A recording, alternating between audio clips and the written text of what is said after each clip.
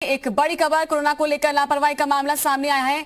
अयोध्या से सामने आया। यहां पर एक कोरोना से पीड़ित शख्स का न सिर्फ प्रोटोकॉल को दरकिनार कर पोस्टमार्टम कर दिया गया बल्कि उसका अंतिम संस्कार भी कर दिया गया। मुंबई से अयोध्या अपने घर गोसाईगंज लौट रहे कामगार की मध्य प्रदेश के इटारसी में ही ट्रेन में मौत हो गई और मौत होने के बावजूद ट्रेन को बीच में कहीं नहीं रोका गया।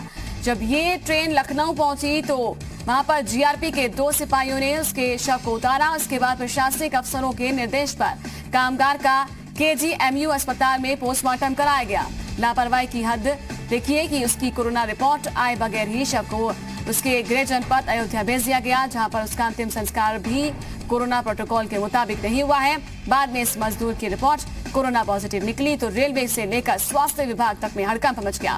फिलहाल अंतिम संस्कार में शामिल परिवार वालों समेत 10 लोगों को क्वारंटीन कर दिया गया। अयोध्या जिले के गोसाईगंज थाने का रहने वाला 42 साल का कामगार मुंबई में रहकर गेटवे ऑफ इंडिया पर फोटोग्राफी कर परिवार का पेट पालता था। गोसाईगंज का एक व्यक्ति मुंबई से आया है, आ रहा था और रास्ते में ही ट्रेन में उसकी डेथ हो गई।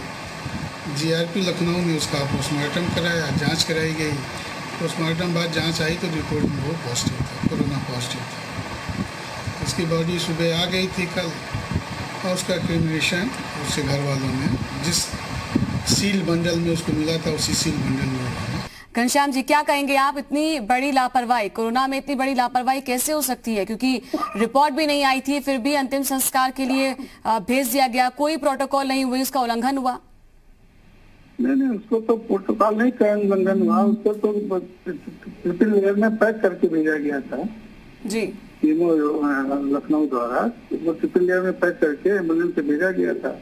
रिपोर्ट उसकी बाद में आई। एक्चुअली जो पोस्टमार्टम हुआ होगा तो मोस्ट प्रॉबेबली मुंबई से अयोध्या अपने घर गोसाईगंज लौट रहे कामगार की मध्य प्रदेश के इटारसी में ट्रेन के अंदर मौत हो जाती है, तो वहां लापरवाही, बीच में कहीं भी रोका नहीं गया ट्रेन को, ये भी जानकारी है?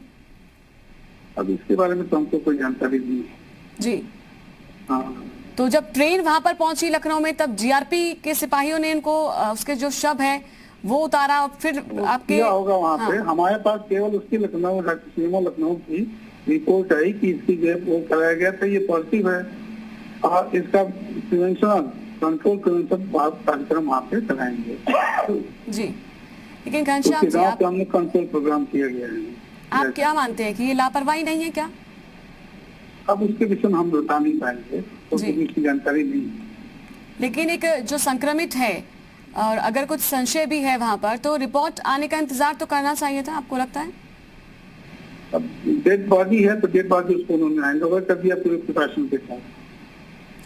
लेकिन संदिग्ध मौत थी, फिर भी भेज दिया गया।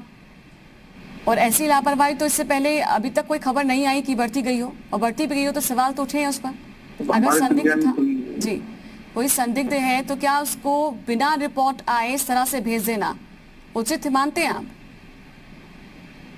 संदिग्ध तो जब तक रिपोर्ट नहीं आती बॉडी को रोकना प्रोटोकॉल में होना चाहिए कि रोकना चाहिए। इसीलिए हम सवाल कर रहे हैं कि संदिग्ध है तो ऐसे में अंतिम संस्कार की अनुमति तब तक नहीं दी जानी चाहिए थी, तो प्रोटोकॉल का उल्लंघन हुआ, इसी तो हम सवाल कर रहे हैं घनश्याम जी। हम इसीलिए पूछ रहे हैं कि आप दोषी किसको मान रहे हैं, लापरवाही कहाँ पर हुई, क्या आप इसको लापरवाही नहीं समझ रहे? हम तो किसी दोषी नहीं मान रहे हैं जी। तो जब उसमें विषय जांच होगी, जो ऊपर की जांच होगी, उसमें पता चलेगा कौन दोषी है। तो आप ये हमारे पास जो सूचना आई, सूचना के हिसाब से हमने कार्रवाई की। आप मान रहे हैं लापरवाही हुई है इसमें? नहीं, हम तो मानेंगे, हमारे स्तर से लापरवाही क्यों मानी जाएगी? तो मतलब आप ये मानते हैं कोई संदिग्ध है, उसकी मृत्यु हो जाती है तो उसके अंतिम संस्कार की अनुमति दे देनी चाहिए, आप ये मानते हैं?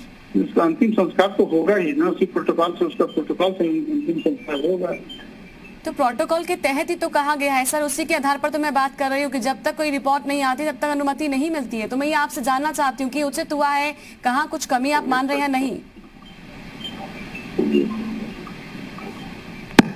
डॉक्टर घनश्याम जी, आप समझ रहे हैं ना कि आपके पास जवाब नहीं बन रहा है, इसलिए आपने फोन काट दिया है, क्योंकि आपको पता है कि इसमें गलती हुई है, लापरवाही हुई है, इसीलिए हम सवाल भी कर रहे हैं और सवाल हमेशा करेंगे जब भी इस तरह की कोई गलती होगी।